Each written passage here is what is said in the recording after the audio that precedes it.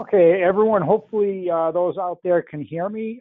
This is Jette of Nokia, the technical work group chair for the CBRS Alliance.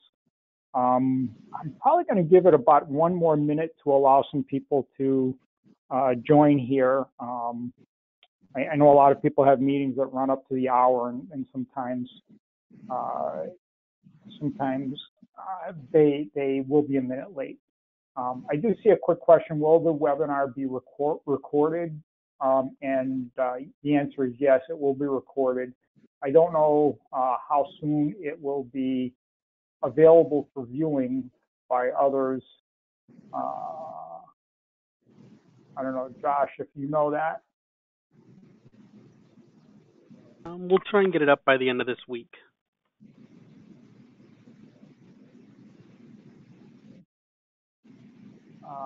And with that, I got a minute past, and we do have a lot of material. So, Josh, why don't we get started and flip to the first slide here, which just really is more of the what we're going to cover today.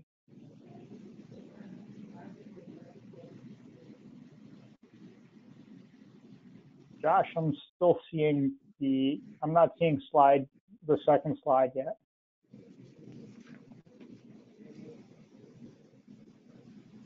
Josh?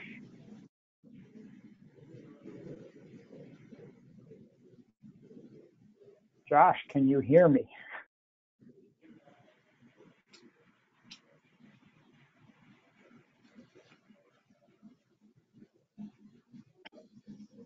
Josh, or anyone?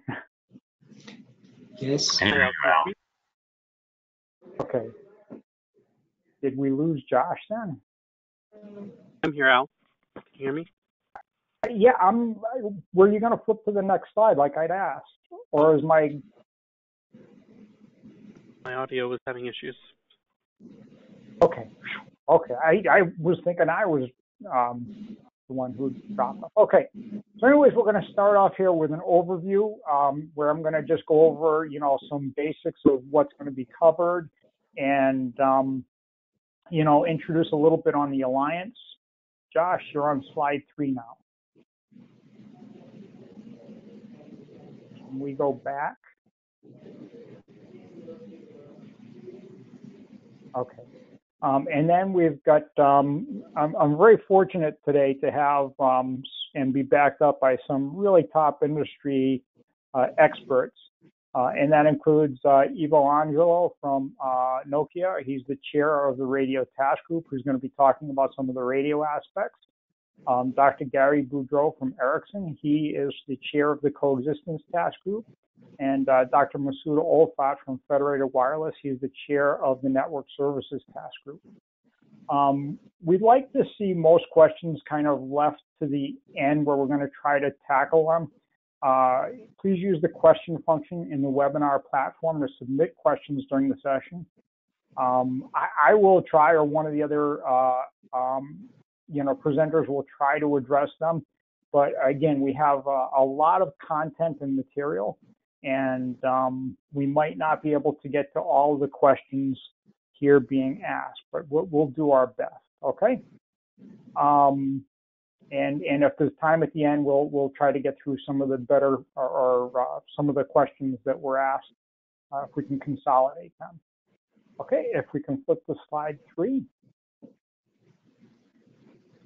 The CBRS Alliance is an industry forum that was created to champion LTE use in the CBRS band. Okay, today the webinar is not an intro to the FCC rules for Part 96. If you're not as familiar with the FCC Part 96 rules, I've got a link there where you can actually go and see the FCC Part 96 rules. The actual link right to the Part 96 rules was like 3 or 4 lines long, so I just put a link, and then from there you have to select Title 47, Chapter 1, Volume 5, Part 96. I just felt as though it was easier than putting on a string with 4 lines there for the web link. And also WinForum, which I'm going to talk about a little bit today, they did a really good webinar back in June 2015. and it's more of an understanding the FCC rules on the US CBRS band.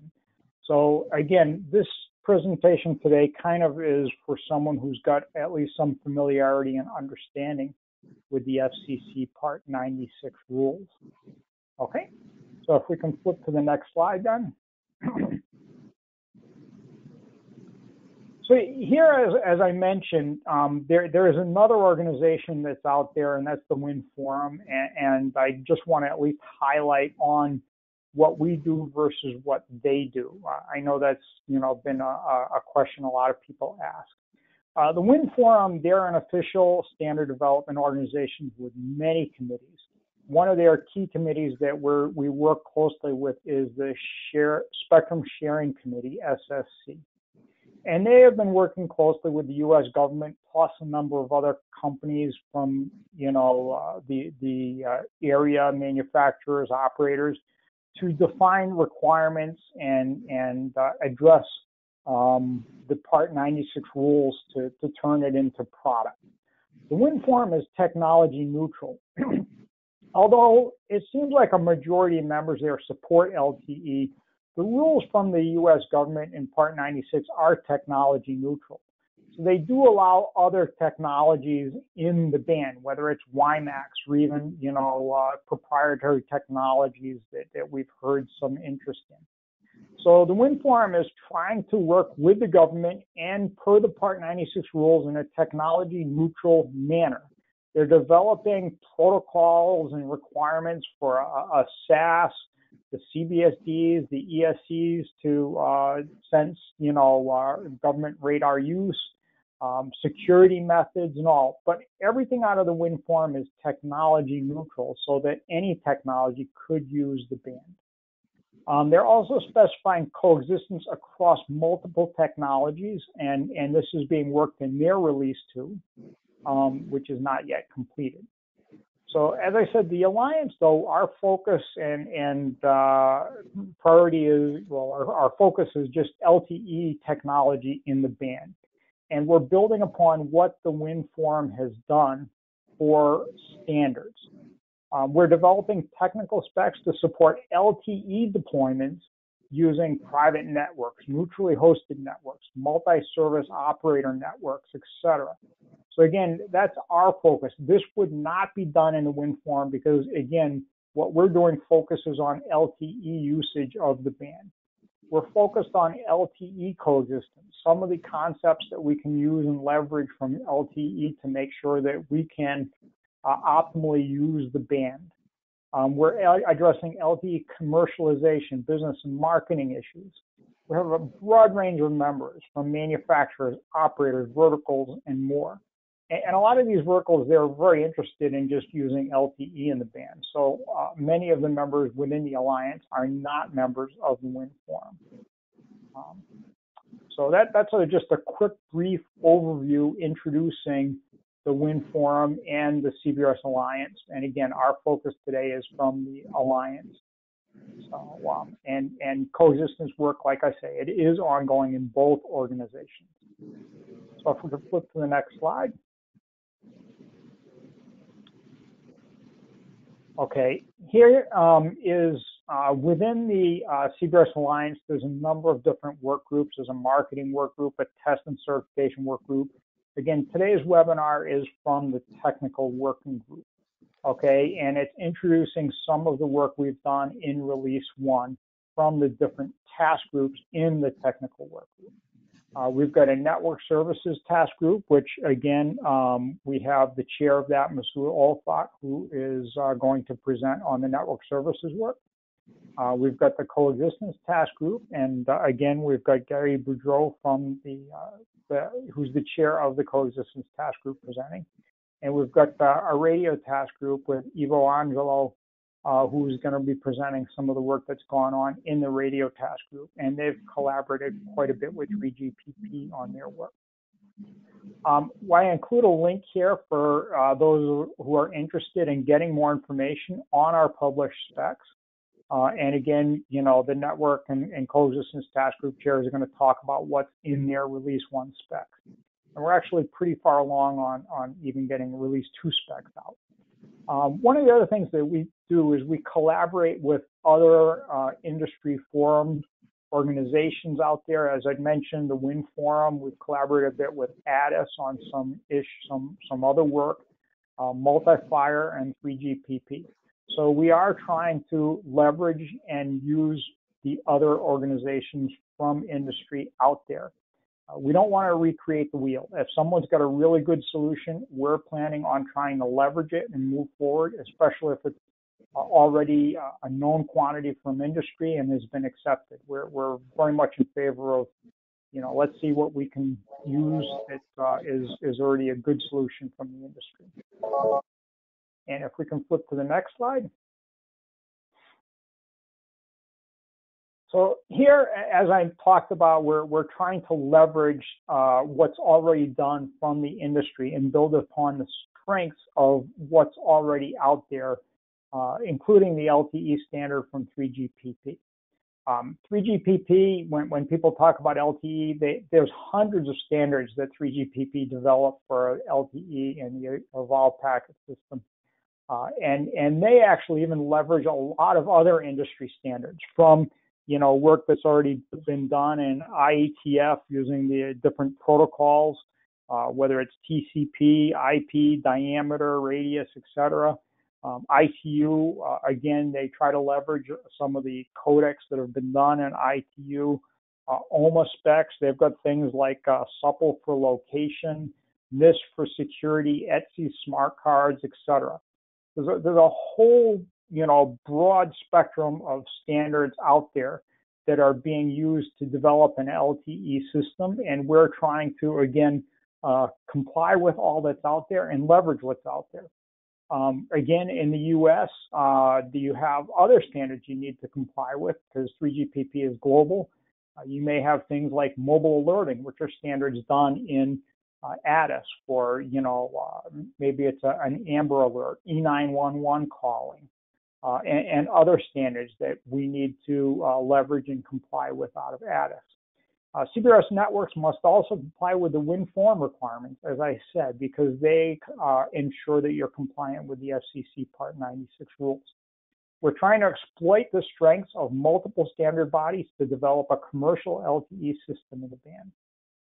So if we can go one more slide, I think is my last one here, Josh. Okay, so what makes CBRS different? LTE is designed for mobile network operators who typically deploy an exclusive use spectrum. CBRS is lightly licensed shared spectrum. It opens up many opportunities for new use cases and deployments and operators who may have difficulty acquiring exclusive use licensed spectrum. So we're also defining use for a shared CBRS HNI, and that if we do another webinar, I think that'll be part of the next one we do. Device-based authentication, which it may be used for neutral host networking, and I'm assuming Masoud may get into that. Multi-services operator deployments, and more. So there's just a lot going on here. This is really an exciting new technology and new use case that we're seeing for the band. And I think that's it for me, if I'm not mistaken, Josh. Yes, and now I hand it over to my colleague, Ivo, who's going to go through the radio task group. Thank you, Al. I hope you can hear me okay. I hear you fine, by the way. Okay, thank you. My name is Iwajlo. I am a radio task group chair, and I'm also representing Nokia in 3GPP Round 4. In today's presentation, I will focus on the work done in the radio task group, which is aligned with the 3GPP activities with respect to the CBRS spectrum. If you could go, please, to the next slide, where I highlighted the specification of the new band 48, which is covering 3.55 to 3.7 gigahertz for the PAL and GAA operation, and it's also this band compliant with the FCC requirements. As you can see on the upper right picture, those are the limits which are defined also in the relevant 3GPP specifications, -13, -25, and -40 dBm. On the lower table, you can see the frequency ranges which were defined for those limits. So for -25 dBm in the measurement bandwidth of 1 megahertz, which is applicable for 10 megahertz from the assigned channel edge, the frequency range is from 3.53 to 3.72. And then for the -40 dBm within the measurement bandwidth of 1 megahertz, 3GPP decided that the frequency range applicable for this limit is from 3.1 to 3.53, and also from 3.72 to 4.2 gigahertz. Those limits of the -40 dBm were considering for the coexistence with the C-band FFS incumbents. So the band 48 has been completed in 3GPP Run 4 by December 2016, and there was an ongoing work later on conformance testing for the UE in Run 5, which ended in June 2017. In the next slides, there are more details related to band 48. So there were additional requirements. I still see this previous slide. I don't know if you could change that already to slide number 10. Thank you. Okay, so those details are related to the supported channel bandwidths of 5, 10, 15, and 20 megahertz. As there were additional requirements need to be met for the band 48 UE, there was an additional maximum power reduction defined for the 15 and 20 megahertz channel bandwidths, where you can see in the table on the right. So depending on the start of the resource block, and also the end of the resource block, as well as the length of the resource block allocation, there are different AMPRs defined. And this is also related to the signaling, which was defined to indicate UE shall meet this additional FCC requirements, which is signaling NS27. Band 48 has been defined for all base station classes by 3GPP Run 4 specifications. We have wide area base station, medium range, which is up to 38 dBm output power, local area up to 24 dBm, and then home base station, which is up to 20 dBm output power. And as mentioned already before, the UE conformance test specifications were completed by June 2017. If we go to the next slide, it shows the work done for the band 48 CA combinations. This slide is focusing on the intra-band combinations, where we can separate combinations to contiguous and non-contiguous allocation. For the contiguous case, we have up to 5 component carriers which are adjacent to each other. And for the non-contiguous case, we have also up to 5 carriers, and they are allocated not adjacently. One of the examples is shown on the lower picture. So far, we have defined 10 combinations for the intraband. 4 of them are for contiguous allocation and 6 for non-contiguous allocation. And the aggregated bandwidth is up to 100 megahertz, which can allow the downlink peak rates in excess of 1 gigabit per second, which of course depends also on the modulation codec scheme as well as the MIMO. And then finally, the next slide is showing the status of the interband combinations. So currently we have more than 100 combinations which are taking into account different scenarios with 2, 3, and 4 different bands. As you can see in the picture, for the interband combinations, we can have 1 or more carrier in band 48 aggregated with 1 or more carriers in different band or bands. And those bands can be either licensed or unlicensed, like band 46. So for the 2 different bands combinations, up till now we have 71 combinations defined. For the combinations with band 48 and additional 2 licensed or unlicensed bands, we have 33 combinations. And then finally, for 4 different bands, we have 3 combinations defined so far. The work is ongoing on the large number of combinations still in release 15, and some of them will be moved to release 16. Run 4 last week has also agreed to some of the combinations which will be available after the run plenary in June. And then finally, we have also 1 combination which is involving 2 downlink and 2 uplink. It's for band 48 and 26. Band 26 is FDD band at 800 megahertz. So that's all from my side. Thank you. And I hand over to Gary for the coexistence part.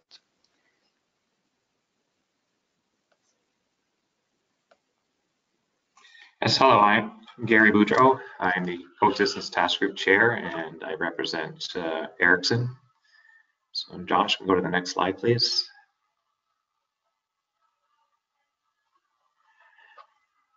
So in terms of the coexistence work, we have a published specification in release 1, as Al referred to earlier. And just in terms of some of the background, so typically legacy LTE networks have been designed for licensed, i.e. exclusive spectrum use. And of course, in that type of regime, operators acquire exclusive use of the spectrum. They synchronize their base stations or ENODs to the uplink and downlink transmissions, and they can plan their networks to minimize co-channel interference with targeting cell reuse of 1. With the CBRS rules defined in FCC Part 96, multiple operators are allowed, and different technologies and unsynchronized transmissions can coexist in the same frequency channel.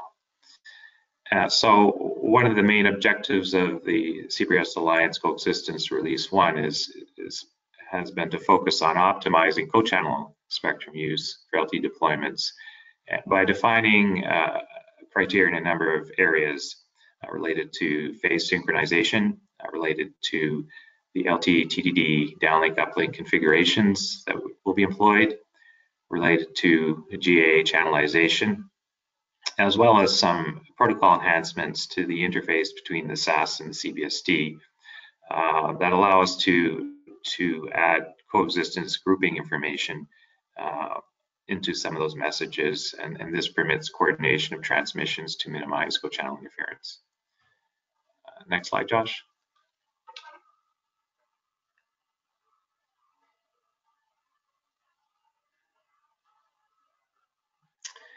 So in this slide, so we're starting out, we're just showing, very simplified scenario with 2 networks, network 1 in blue and network 2 in red, and they're transmitting to the respective UEs on the downlink.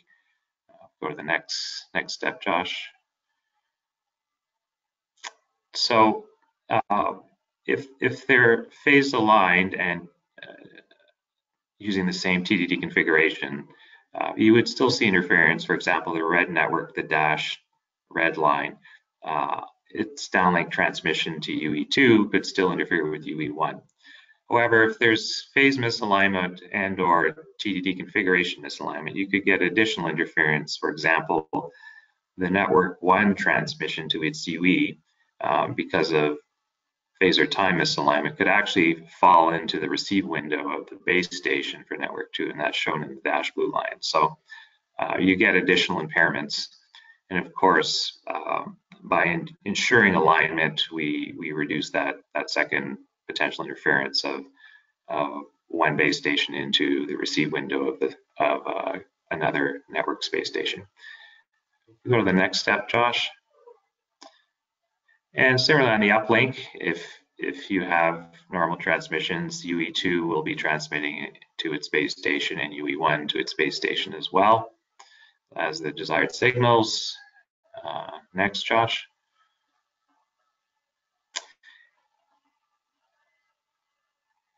And again, if everything's aligned, you will still potentially see some interference. So, and here we've shown it with network 2 transmission from UE2, which could also be received at network 1 and interfere with the regular transmission of UE1. But in addition, if there's misalignment in phase or configuration, the UE1 transmission, for example, could fall into the receive window of UE2 in a TDD transmission, and this, of course, will cause additional interference.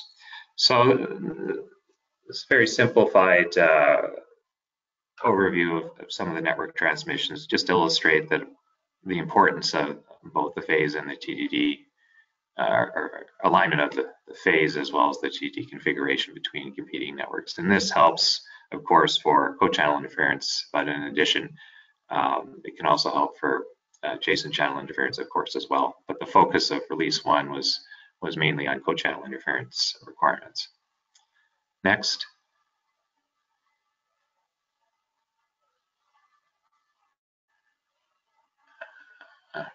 So from a coexistence perspective, there's a number of concepts that have been defined within the CBRS Alliance. And I'll just go through those here at a high level. So if we consider the diagram to the left, from a WinForm perspective, all CBSDs get registered.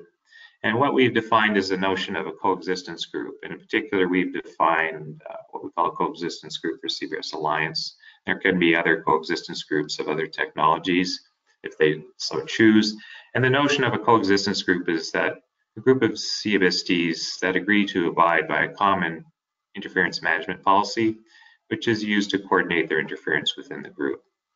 So the notion is that this can help the SAS in terms of assigning frequencies and power levels. If a group of base stations agree that as long as they don't, if they abide by the requirements to meet the incumbent protection, the group of CBSDs within the coexistence group could manage their own transmissions within that framework, and all would benefit, as opposed to just blindly transmitting. And related to that, we've defined the notion of a coexistence manager, CXM, and this is defined as a logical entity responsible for managing coexistence between GAA users within a CXG in coordination with the SAS. Of course, the SAS still assigns the grants with the maximum permitted EIRP and power levels, as well as allocated spectrum. And being a logical entity, of course, the CXM could in fact reside in the SAS if one chose to do so. So within the notion of a CXG, we've defined a few other partitionings, and one partitioning we call an interference coordination group, and one logical way this would be implemented if we had a number of operators, say ICG 1 and 2, different operators that wanted to coexist, and they could define within their own networks this notion of an ICG, which is a group of CBSDs belonging to the same CXG, but indicating that they can manage their own interference within the group and do not need channel orthogonalization, even if they have overlapping coverage. So this is, follows from typical network deployments that we see today in LTE. And below that, there's another notion we defined as a CCG, which is we define as a common channel group. So again, this is a group of CBSDs. They would be part of an ICG, and they request use of a common primary channel assignment, and they agree to all coexist on that same frequency channel assignment.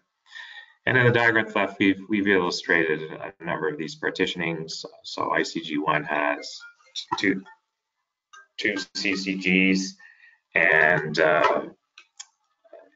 operator 2, has an ICG but no CCGs. And we also have a scenario where there's no ICG defined, and there could be CBSDs communicating directly as part of the coax. Next, Josh.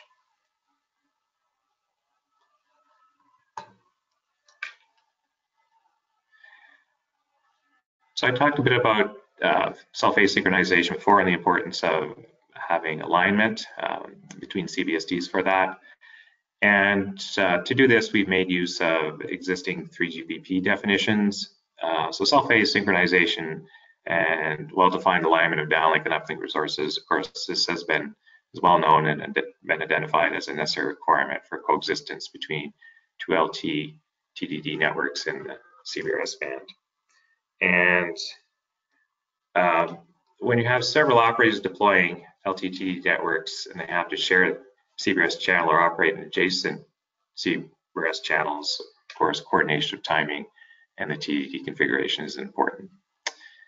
And in bullet 3, we've just quoted the 3GPP definition, and it's defined in terms of the maximum absolute deviation in frame start timing between any pair of cells on the same frequency that have overlapping coverage areas. So we've exploited the same definition, and in using that, we've defined two main requirements related to the timing.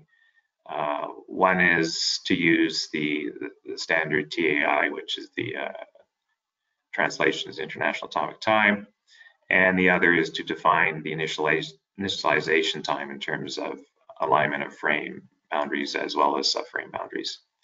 And the other point that we've standardized around is that carriers in a carrier aggregation scenario also have to maintain a common frame reference for all the bands and band combinations as per their 3GPP specifications.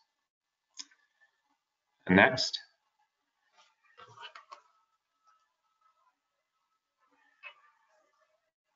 So in terms of TDD configurations for LTE, again, we want to allow flexible use of the band for coexistence of multiple deployments and preserve the ability to maximize capacity. But at the same time, it's well known in the industry that multiple overlapping LTE TDD deployments in the same band can coexist if they align their frame boundaries and use the same TDD configuration. And of course, if they're not using the same TDD configurations, there can be issues. So what has been agreed to in release 1 is to specify 2 configurations that can be used. Of course, in 3GPP, there are many more configurations defined, but we've agreed on 2 mandatory TDD configurations, and we've set the special subframe configuration for these options to be 7. And the 2 configurations are 1 and 2. So these one has an uplink downlink ratio of 50-50, and the other is essentially 25-75%. And the table 1 indicates the subframe numbering in terms of uplink downlink and special subframes. And the intent is within the CBRS Alliance that all LTE TDD CBSDs that are part of the same connected set. And connected set is a term we use to identify CBSD interference between CBSDs above a certain threshold, and that is used to optimize assignments of frequencies to minimize interference. But so the intent here is that if they can potentially interfere with each other above a certain threshold, the CBSDs have to use the same TDD configuration. Either one, I'll use 1 or I'll use 2. Next.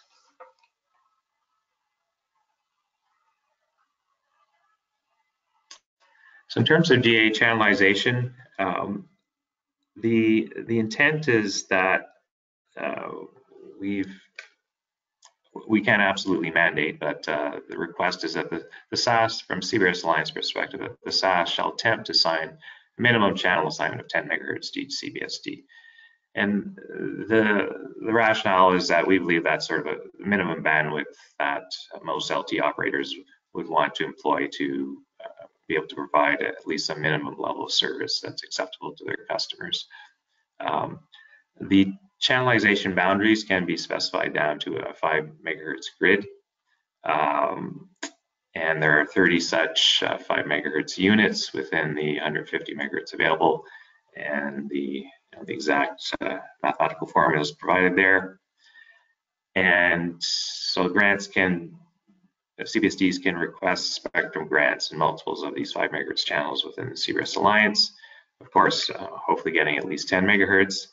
And the Coexistence Manager, if it's supporting GAA channelization and there's need, for example, for guard bands, would also assign spectrum on these 5 megahertz boundaries. And the diagram at the bottom sort of illustrates the partitioning at 5 megahertz and the related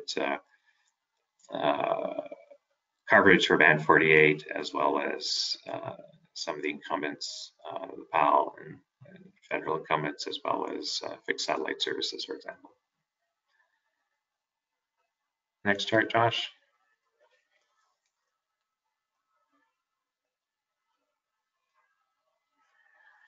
So another thing that we've added as part of the specification to support coexistence is the messaging, and we've reused the messaging protocols that have been defined in WinForum. And one of those is a protocol for the SAS to communicate to the CBSDs. And so what we've done is essentially piggybacked various information into some of the messages supported by the SAS to CBSD protocol. So there's a number of objects and group and data parameters defined within those objects. And one of them is what's called a group info object, which is part of a grouping parameter data object. So that is supported in the direction of the CXM or the SAS to the CBSD. And we were able to provide or include information in that, in what's called a grouping configuration data object to provide information on how coexistence can be configured within the CBRS Alliance Coexistence group. And so a CBSD can send grouping information to the CXM through this parameter, and it can be supported, for example, in the existing messages of the SAS to CBSD protocol, and these include the registration request, the spectrum inquiry request, or the grant request objects.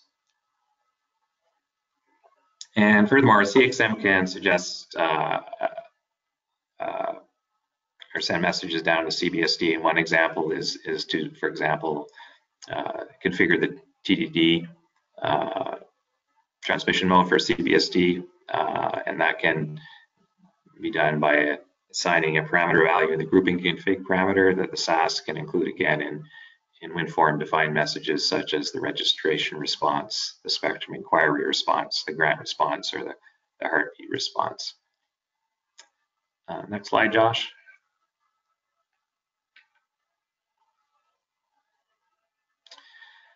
So here I've just shown pictorially in a simple diagram.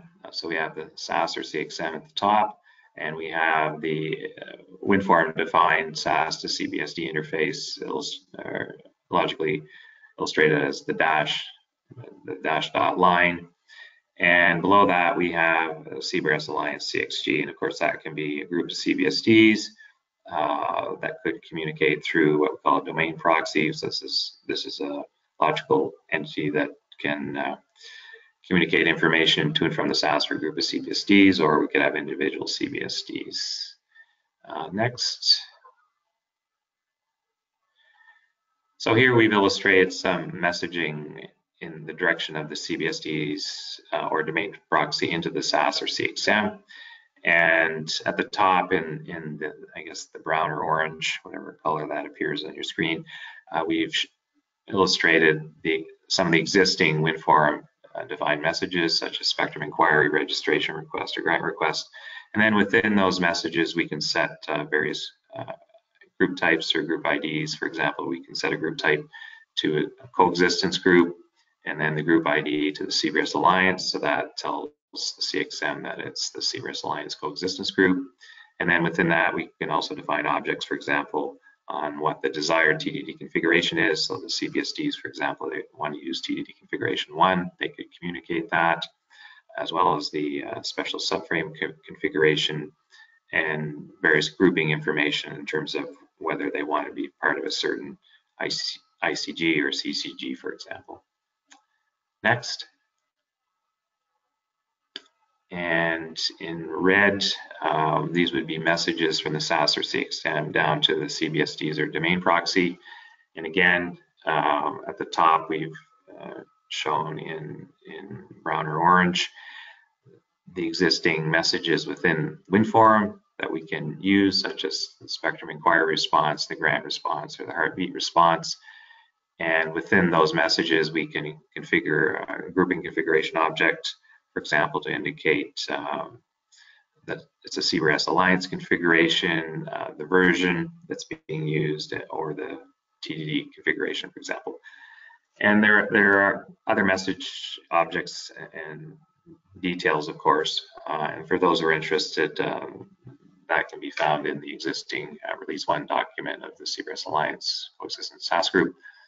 And that information, as Al indicated at the beginning, can be found on the CBRS Alliance website. So thank you, that was all, and I'll turn it over now to Masoud.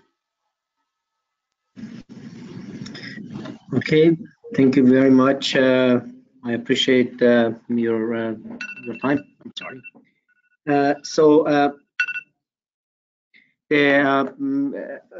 My name is Masoud Olfat, and I'm the chair of the Network Services Task Group under Technical Working Group. As Jette mentioned, the CBRS network in general allows flexibility in using many different use cases within even the LTE boundary, because basically providing a flexibility in the spectrum usage and spectrum utilization. And that ranges from use cases such as IoT, private network, neutral host. So the objective of this group, Network Services, is to explore all those use cases that are relevant to CBRS deployment. And our guideline is not to necessarily start things from the scratch. And so in other words, if there is anything that can be used and deployed by the existing standards such as 3GPP, Multifier Alliance, or any other IETF or any other standard that is established, we are planning to use that to avoid additional cost and resource and time for implementation and development of new products.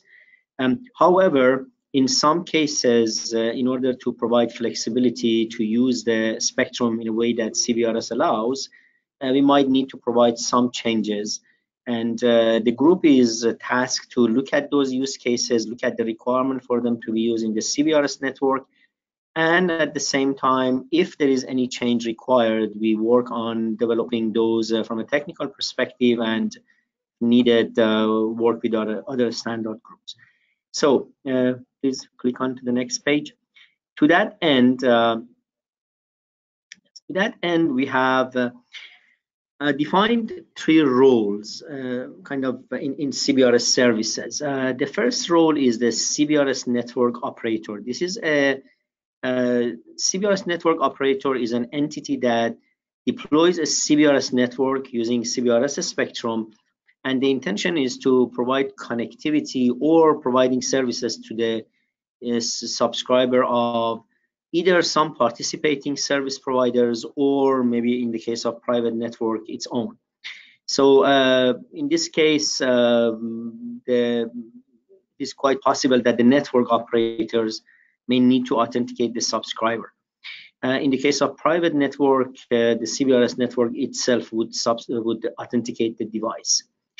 That's the first role. The second role is the service provider role. Service provider role are not necessarily the entities that use CBRS spectrum. So they provide the services, and they might have service agreement to provide services, authenticate, authorize, or provide some services to subscribers. Examples of those are conventional MNOs, MSOs, or MVNOs. And it's possible that those service providers either by themselves deploy a CBRS network, or they could use another network operator which has deployed the CBRS spectrum. So, but we define that as a kind of a logical role called service provider, which is not necessarily providing the actual connectivity. We have a participating service provider, and that's a service provider that offers service via a specific neutral host, which I'm going to explain later. And finally, we are defining the role of a subscriber that is needed to be authenticated and authorized by one or more service provider. So a subscriber could be a person or a device. So as you see, subscriber 1 is associated with service provider 1, subscriber 2 with service provider 2, subscriber N with service provider N, and each one, they could have some type of relationship with the CBRS network, an entity who has used this CBRS spectrum. Next page, please. Okay, so one use case that we are looking is the simple service provider use case. In the service provider use case, it's the actual service provider that deploys the CBRS network. So in this case, the service provider plays both roles of service provider and CBRS network. This is an example of using CBRS spectrum 3550 to 3700 for coverage extension, or even in some cases might be greenfield, especially with the use of PAL, or service provider in this case could be traditional MNOs, MSOs, or other traditional type of service providers. So as you see, the subscriber 1 is a subscriber for MNO1. It's the same entity that has deployed the spectrum. So all traditional 3GPP architectures similar to what is used in regular EPC is used, like S1 interface and other things. So, and if that device, MNO, the device is the subscriber showing here, wants to connect to other service provider, it has to be through roaming. So if, Josh, can you click please? So in this case, as you see, the green subscriber for MSO1, this subscriber has no cannot get any service from the CBRS network unless it uses some type of roaming architecture, because it has no business relationship with the MNO. So this is the simple service provider use case. The next page, please. Now, and the same thing for the subscriber for MNO2. It could apply to either MSOs or MNOs. Subscriber for MNO2 can only use the network based on the roaming agreement, but it's not the subscriber of this service provider use case. Next page, please. Another use case that we have studied is the neutral host network. In the neutral host network, one entity, such as an enterprise or a Mall of America or whatever, they deploy a CBRS network, and they would interact with SAS to obtain a spectrum, CBRS spectrum, and provides connectivity to the devices. However, it is not the CBRS network operator itself that provides all services to the subscriber. There is normally a business agreement between the neutral host provider and a service provider to provide service to those subscribers. So in this case, the neutral host network, or whoever has provided the neutral host network, plays the role of CBRS network operator, and either MNOs or MSOs that are participating service provider, they play the role of service provider. So this could be, for example, one example could be, the DAS system. This could be a replacement for the DAS systems, that maybe one entity deploys the connectivity network, and then service provider can use that to provide services to their devices in different geographical areas. For example, where they have kind of coverage hole. CBRS in a venue, public access, or large area can basically provide services to users of multiple MNOs. So if you are in a stadium, the owner of the stadium can provide connectivity network to providers of multiple MNOs or MSOs, Comcast, Verizon, AT&T, based on some agreement. Can you click, please,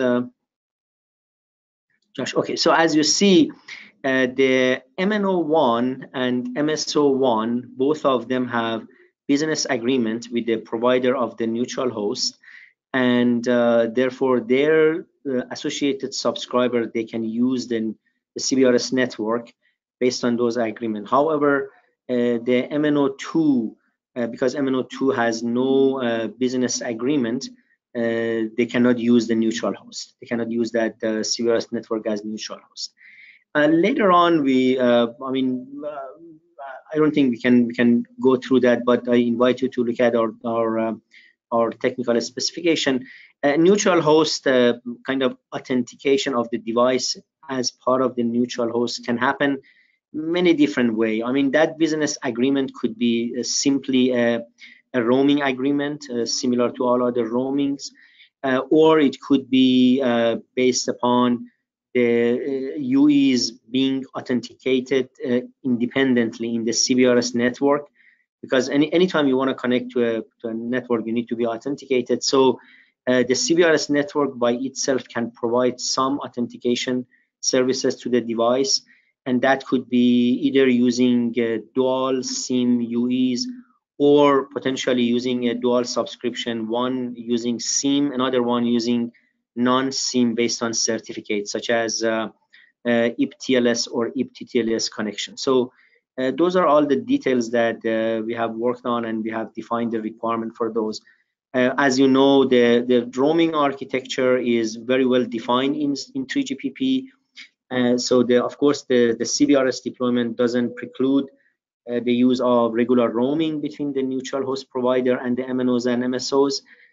However, depending on the type of business agreement, some CBRS providers, they might not be willing to go through a roaming agreement. So we have envisioned some solutions for those cases that those CBRS providers can provide authentication to the devices. So next page, please.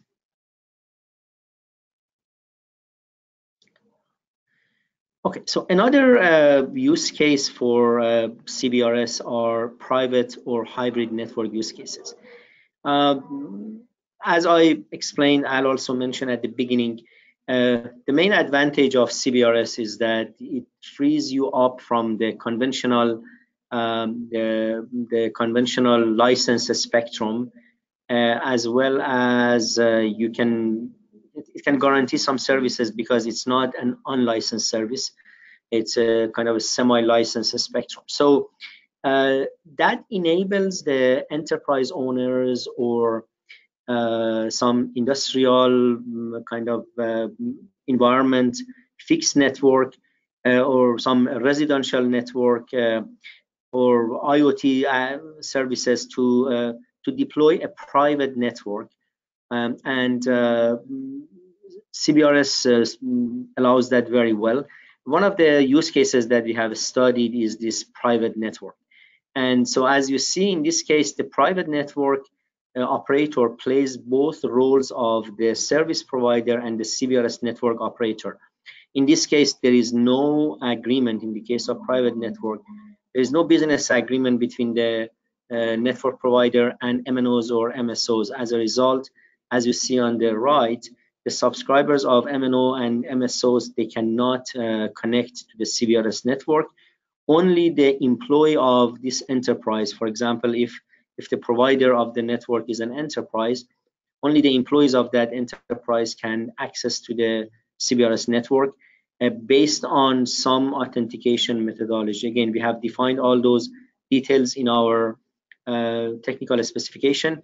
In this case, the UEs can use a regular SIM-based authentication that 3GPP supports, or we can use some certificate-based authentication.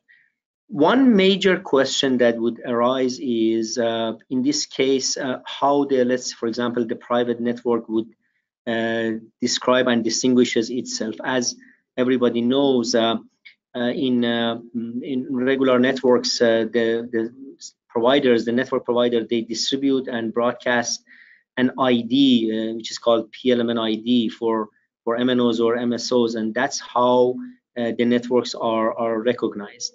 In the case of private network, that is problematic.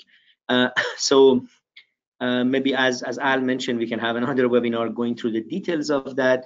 But the summary is that the CBRS Alliance have been able to obtain a PLMN ID specific to CBRS Alliance, and we are calling that CBRS HNI or CBRS-I. CBRS-I, CBRS indicator, is the HNI or PLMN ID that would be used by the networks using CBRS spectrum.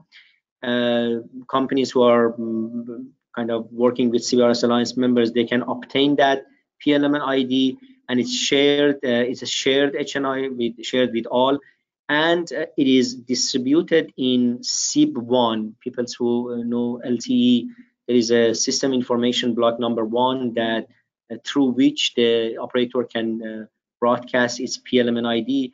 CBRS-I, which is a shared HNI, can also be broadcasted in SIB1.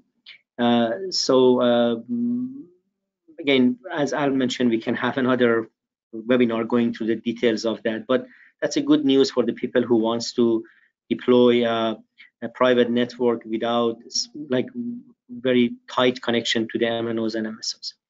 So that's as you see on the right, it shows depicts the private network use case. If you click, Josh, another case that we can use is a hybrid case.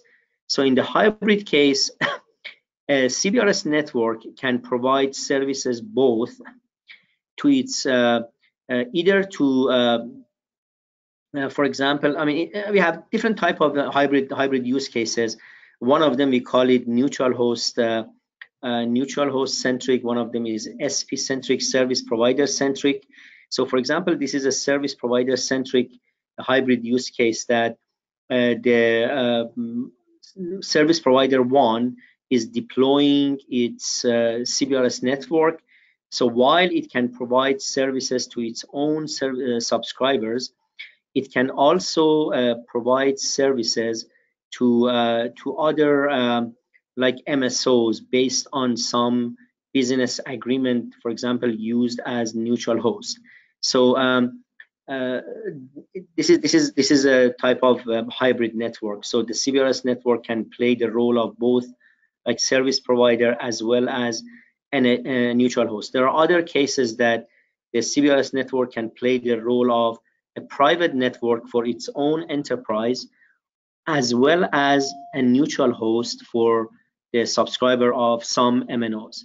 And by the way, I should have mentioned that the neutral host, in the neutral host case, one neutral host can provide service to multiple service providers.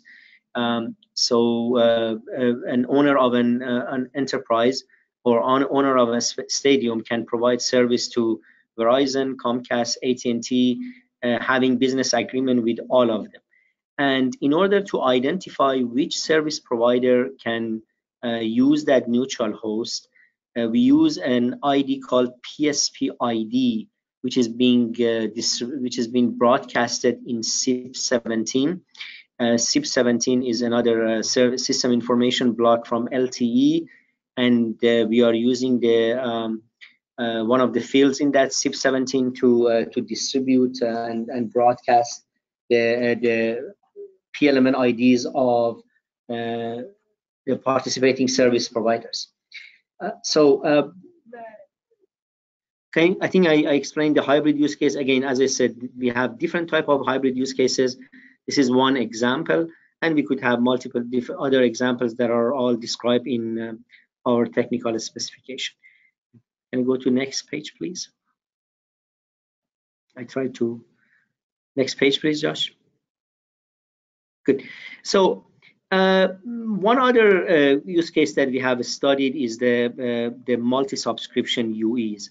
So as you see, an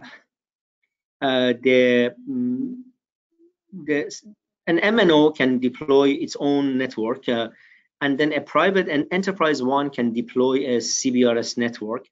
So we can have different type of UEs. One UE could be a subscriber of MNO that can only connect to the MNO. Another type of UE could be the UE of the private network, which can only connect to the CBRS network deployed by Enterprise One. We could also have multi-subscription UEs that can connect to both MNO network as well as the CBRS network. So in this case, we need separate credentials for the MNO service provider and the private network. So as I described, this is possible. It is possible to either, if UE hardware allows, we can use dual SIM UEs to achieve that. Or if not possible, then the Network Services Task Group has worked on some mechanisms to allow non-SIM based certification. Non-SIM based certificates authentication to these devices for the CBRS network.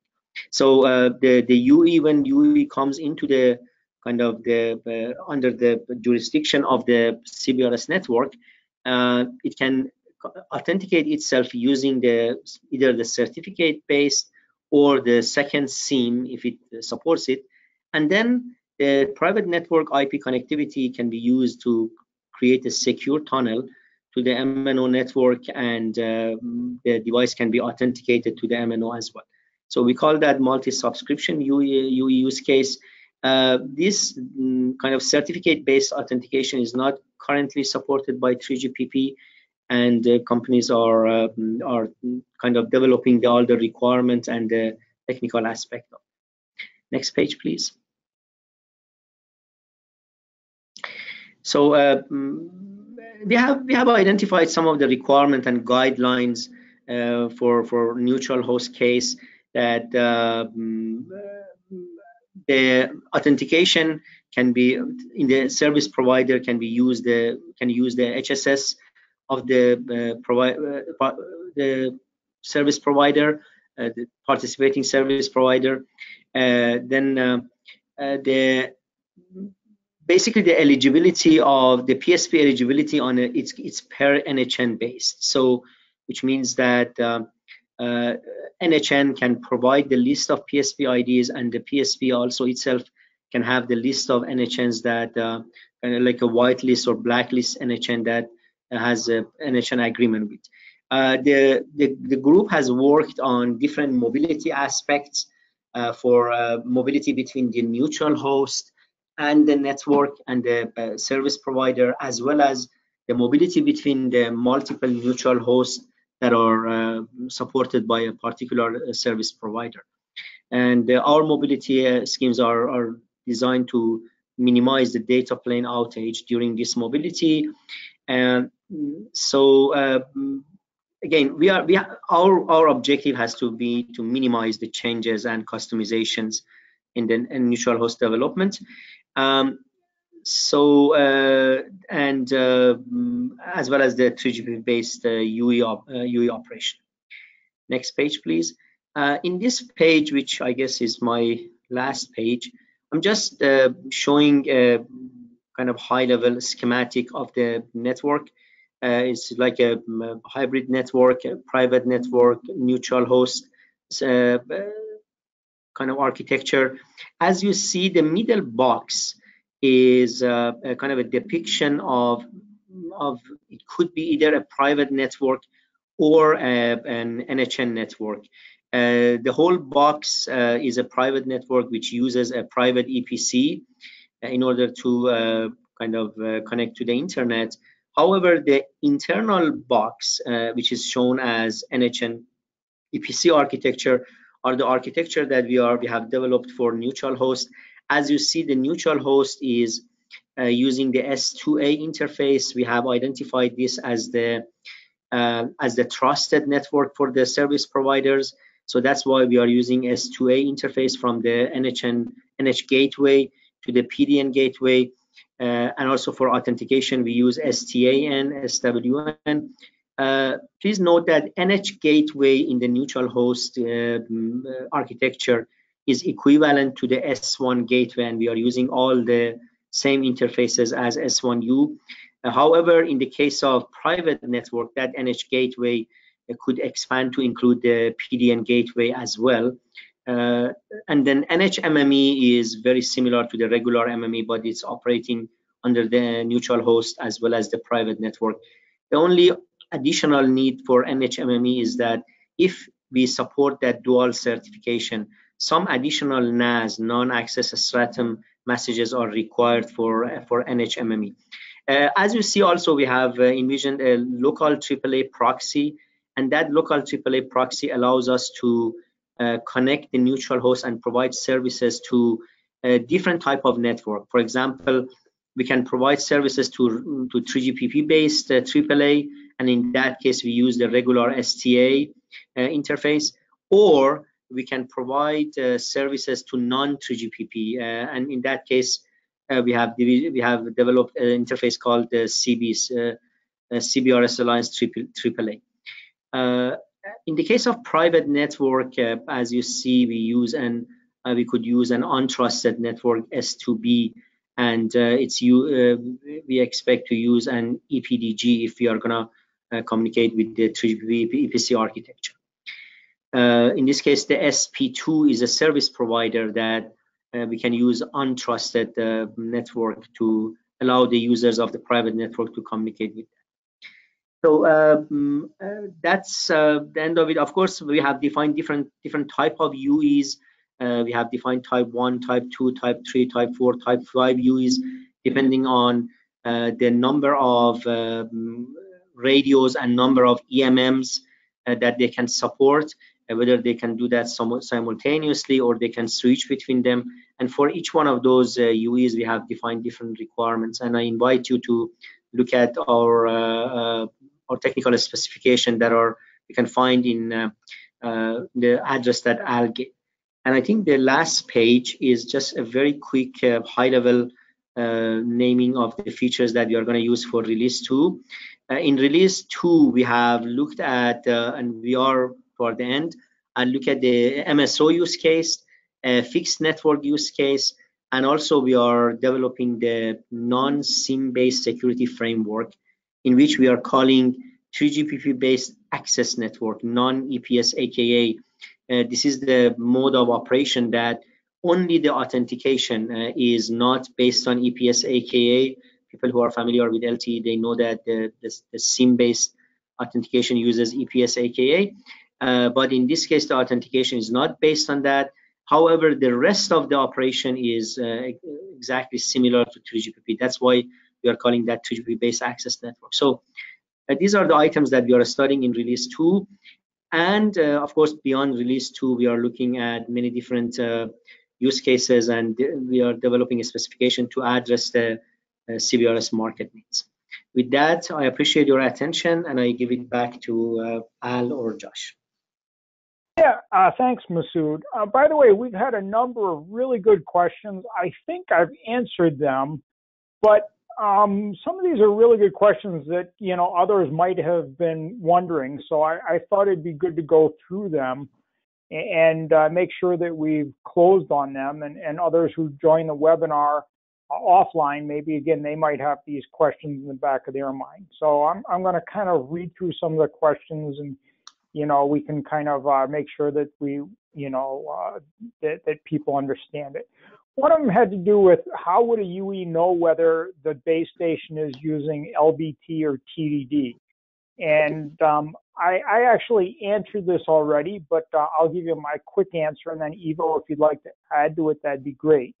The way that 3GPP, and we work with 3GPP to define this, we've got two bands defined. They both cover the exact same spectrum, 3.55 to 3.7. They both have the same emissions mask and all, but one of the bands is for TD-LTE, and that uses what 3GPP calls as frame structure type 2. And the other band, which uses frame structure type 3, will support LBT, or listen before talk. So the UE would need to know what frame structure it's using, and then it would also see the different bands. So Ivo, would you like to add on to that? Yeah, I think that's a good summary. Maybe one point I would like to highlight that the band 49, which is using the frame structure type 3, is not completed yet by the FreeGBP. There were some requirements defined by Run 4, but there is work still missing for the Run 5 specification for UE conformance testing. Thank you very much. That is something I should have added. So if and when that completes, then, you know, depending upon if it gets into chipsets or not, then, you know, you can potentially see it in the future. But at this point in time, really only band 48 is really complete and, you know, has planned products out there. So another question, I thought this was a very good question, is who actually acquires the CBRS spectrum? Is it the network provider, the network operator, the service provider? You know, so I actually gave an answer, but, you know, Masoud, I'll let you take that one if you'd like. Sure. Yeah. So thank you. As maybe another hat member of a Federated Wireless that provides the SAS, is expected to be a SAS admin. So we first of all, anybody can request for a spectrum in US. So the requirement is that the user, we call it user, they shall pre-register the user in the through the SAS.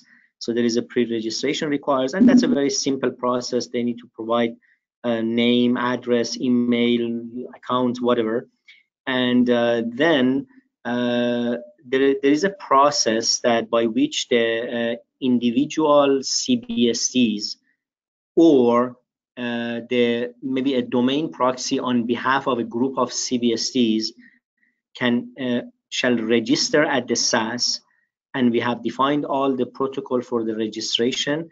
You have register at the SAS, and then request. You can do some inquiry to identify what are the available spectrums, and then based on the available spectrum, you can choose which spectrum you like to request. So you need to send a grant request to the SAS. The actual CBSD or a domain proxy on behalf of the CBSD shall ask the grant request from the SAS, and then SAS, based upon different reasons, for example, how much interference potential it causes to incumbents, what is the impact on the coexistence and others, the SAS would respond whether it can give that same band or a smaller band with the same requested power or smaller power. In terms of what are the entities that can do that, as I mentioned, could be anyone. There is no limitation. My grandmother can request from her apartment, can request a spectrum.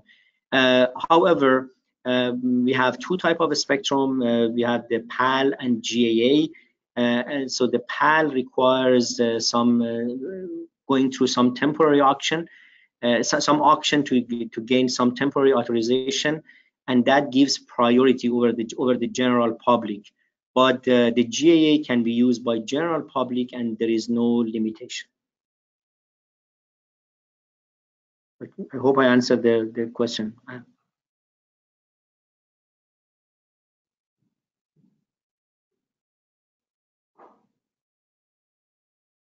Al, can you hear me?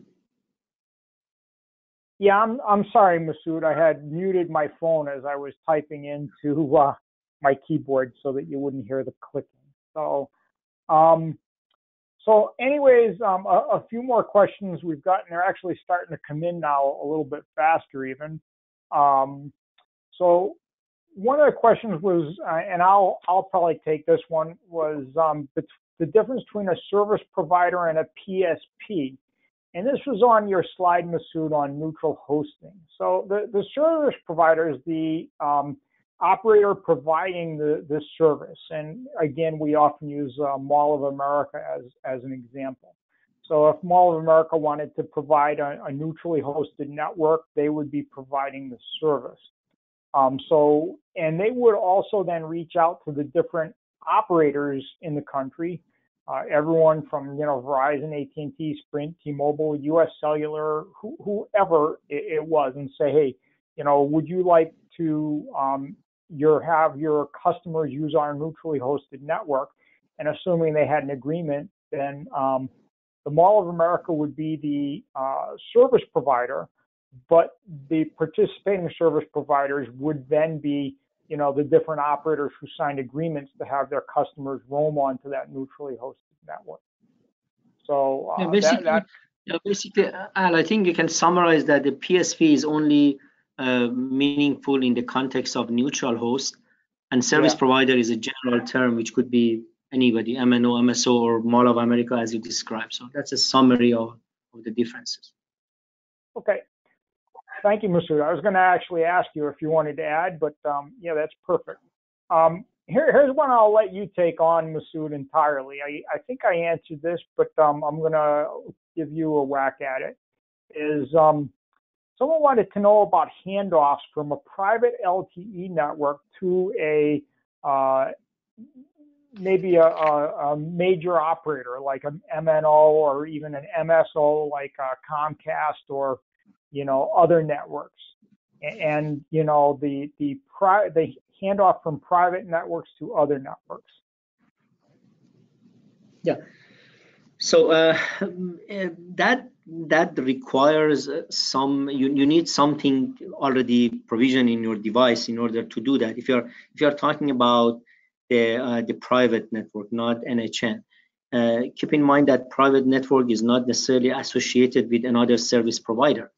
So either you have to be able to use a multi-subscription UE, which is already authenticated and subscribed to the service provider that you want to hand off to. So somehow you need to be authenticated by that service provider in order to connect to, or you somehow use the concept of roaming that you, based on some roaming architecture, you would be able to hand off to the other service providers. But if you are specifically talking about private network, not necessarily neutral host, the handoff is happening using the multi-subscription UEs. Okay. I think what you said aligns very much with what I put into the chat. Let's see. Another question that came in, a quick summary on where the FCC is about finalizing the PAL-related rules. Okay, boy, as I recall, it's not on the docket for June, so we keep on hearing that they're very close, but I guess we've been hearing that for several months now. Masoud, you're probably the closest watching the FCC, and I don't want to speculate about what we think the rules will be, but just any feel for when we can get closure on these things? Yeah, as you explained, there is no way that we can speculate and give some timing for FCC. We believe that it wouldn't be in the Q2 or probably Q3 of wouldn't be in the Q3 of 2018. More realistically, we can look at the first quarter of next year. That's more realistic. But as you said, it's not in the docket for June. So in the very best case, it could be in the Q4, or maybe it goes to the Q1 in 2019. Yeah, actually, but I think one thing is very important. The CBRS network is not waiting for that in order for commercialization. So we already have some rules for PAL. Those rules are clear. We have developed a certification plan for that. As we speak, we are going through the certification process, which is a kind of a process to go through with FCC and other government entities. So the industry is not waiting for that. It's not the fact that we cannot do anything or commercialize until that PAL rule comes out, the new NPRM. But the PAL auction, in order to use the PAL, FCC has to announce the PAL auction, and that's what we believe it would be, probably sometimes early next year. No, this wasn't about the PAL auction. This was about the FCC's NPRM on PAL. I think that that should be coming out shortly. And one thing that we need to point out is this has no impact on GAA commercialization. So Correct. GAA can go out, as soon as we finish certification, which should be shortly. And I really think, Masoud, that the FCC's new rulemaking on PALs should be sometime in third quarter. I mean, you were talking about, even next year. I don't know if you're talking more about the PAL auctions, but yes. just the PAL rules should be out sometime in third quarter. That's correct. That's correct. That's correct. The PAL auction I was talking about next. Well, I think it's very important to know the certification plan that we have developed would have very minimal or I can say almost no impact from the new NPRM. At least the SAS certification. Yeah, if FCC, for example, changes the out of band emissions, then the devices might need to be retested. But as far as SAS, the new rules that people are envisioning in the new NPRM has little, or I can say no, impact on the SAS operation. So therefore, it doesn't impact the certification process. So, okay. Another question, and since this looks like it was kind of addressed to you, Masoud, I'm going to give it to you. And well, actually, it says, doesn't Masoud's grandmother have to get an FCC ID? I guess when you were talking, maybe you were talking about your grandmother could deploy it or something. So I don't know, does she need to require an FCC ID? I don't think so. I think it's just get, equipment that's certified with, and then work with a SAS operator to get the spectrum from a certified SAS. I think you said it, Al. FCC ID is not needed for the user. FCC ID is needed for the device or CBSD. WinForum has defined the CBSD certification program, and the FCC OET, Office of Engineering and Technology, is managing the certification program for CBSDs. And any CBSD that passed through the certification is going to get an FCC ID, and that FCC ID shall be communicated with the SAS during registration. So no, my grandmother doesn't need to deal with FCC, fortunately. Okay, thank you, Masoud. Another question here, and I'm not quite sure, this is really more of a business type of a question, so I'm not quite sure we really should be addressing it. But it deals with, do we think multi-service operators could play a role in smart cities? And, yeah, they could, as well as mobile network operators, as well as, others, and verticals and so on. So, yeah, they could, but beyond that, it's really a business case for them to decide if this makes sense for them for their business. So next is, how would a CBSD discovering neighboring cells of other CBSDs from different network operators for UE handoff purposes? Gary, you've been fairly quiet. Why don't I put this your way if you feel comfortable with it? Otherwise, I'm happy to take a stab at it. So we haven't explicitly dealt with handover procedures, but I mean the intent in coexistence is if you're going to use the same GAA spectrum, same GAA frequencies, that you'd have to do it in a manner that you can coexist within the existing 3GP framework, for example. And so the handoff procedures that are defined in 3GPP would be the default. We haven't explicitly explored it to determine if additional enhancements are required for some of the coexistence approaches that we're looking at.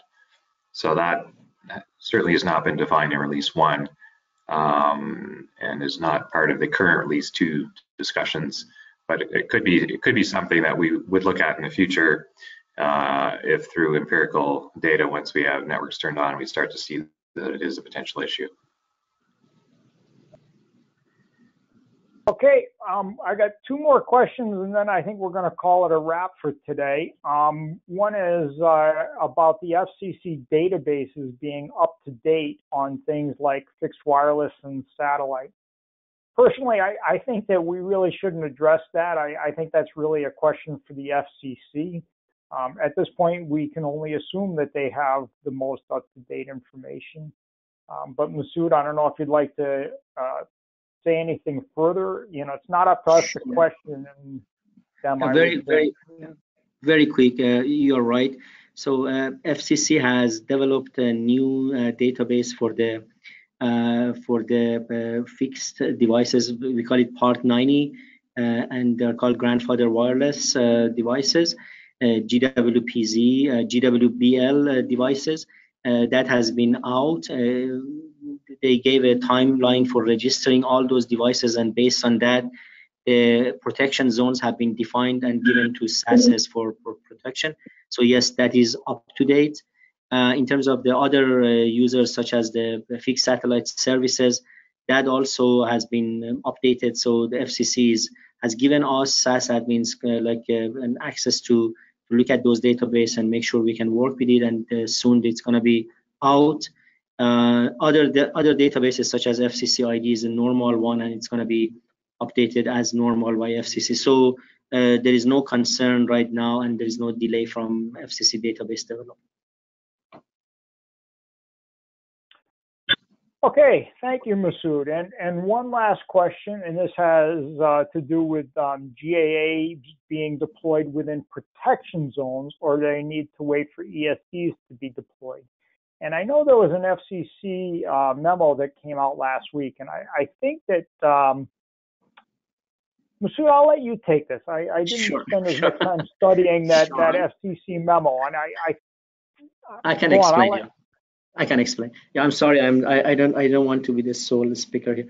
So based on the rulemaking that came out from FCC last week, that concept of protection zone along the coastline does not apply anymore. Of course, there might be some SAS admins that they say, okay, we want to still use that protection zone concept. They're welcome to do that, but majority of the SAS admins, we are using another concept called DPA, Dynamic Protection Area, and with that, we are not having exclusion zones anymore. In other words, all CBSDs, either Cat A, Cat B, GAA, PAL, potentially can be used and operate close to the coastline. It is the job of the SAS to determine whether they would cause interference to the radars. First of all, we have to sense whether there is a radar activity on those DPAs. DPAs are areas that are inside the ocean that are predetermined and we need to protect.